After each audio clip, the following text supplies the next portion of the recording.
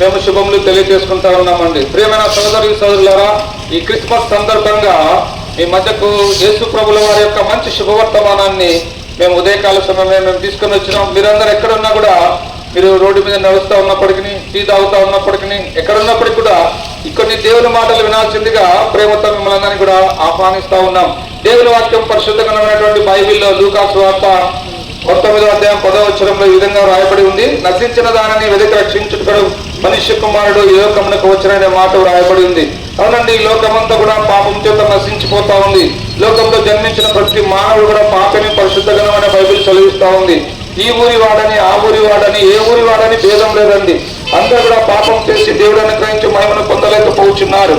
కనుక ఈ పాప హృదయంతో మానవుని జీవితంలో సంతోషం లేదు, నెమ్మది లేదు. తానంతా సంపాదించినప్పటికీ, తాను ఎంత ఉన్నతమైన స్థానంలో మానవుడు ఉన్నప్పటికీ, మానవుల్లో ఉన్న పాపాన్ని బట్టి నెమ్మది లేక జీవిస్తూ ఉన్నాడు, శాంతి లేక జీవిస్తూ ఉన్నాడు, సమాధానం లేక జీవిస్తూ ఉన్నాడు. అంతేకాదు తన జీవితానికి గమ్యం లేకుండా జీవిస్తూ ఉన్నాడు. ప్రియ సోదరి సోదరులారా, ఇలాంటి పాపంలో జీవిస్తున్నటువంటి మానవుని పాపం నుంచి రక్షించాలని, మానవ జీవితంలో వెలిగివ్వాలని, మానవునికి పరలోక రాజ్యంలో మానవుని చేర్చాలనే ఉద్దేశంతో సృష్టికర్త అయినటువంటి దేవుడే నరావతారిగా భూమి మీదకి ఆయన అవతరించినాడు.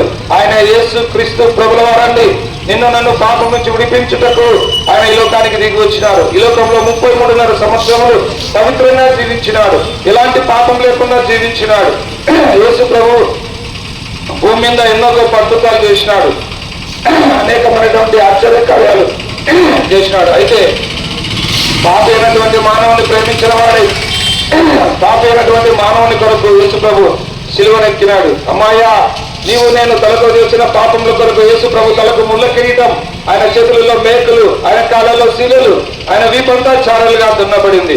ఏ పాపం ఎరుగని యేసయ్య మనందరి పాపముల కొరకు ఆయన సిలువలో మరణించినాడు, సమాధి చేయబడినాడు, 3వ దినాన తిరిగి లేచినాడు, ఆ పరలోకానికి ఆరోహణుడైనాడు. ఉదయకాల సమయంలో ఈ మాటలు వింటున్న సోదరి సోదరుడా, నువ్వెంత ఘోర పాపమైనా సరే, నువ్వెన్ని దినం నుంచి పాపములు చేసిన వాడమైనా సరే, ఈ పాపముల సంఖ్య ఎంత పెద్దదైనప్పటికీ ఈ ఉదయకాల సమయంలో యేసు ప్రభువా, నేను పాపిని, నన్ను క్షమించు, ఈ రక్తంతో నా పాపం కడుగు అంటే యేసు క్రీస్తు ప్రభుల వారు నీ పాపం అంతా అడుగుతాడు.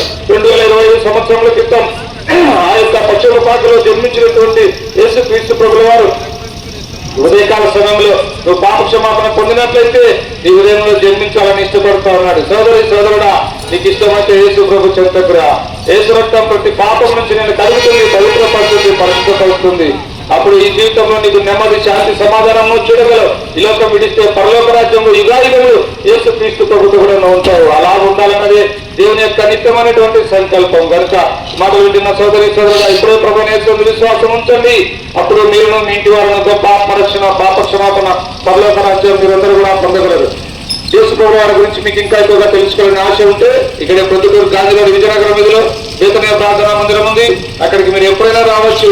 దైవ సేవకులు ఉన్నారు, మీ సందేహాలు తీరుస్తారు, మీ కొరకు ప్రార్థన చేస్తారు. ఈ మాటలు మీకు నచ్చినట్లయితే మేము ఇప్పుడు మీ కొరకు ప్రార్థన చేస్తున్నాం. మా ప్రార్థనలో మీరందరూ ఏకీభవించవలసిందిగా ప్రేమ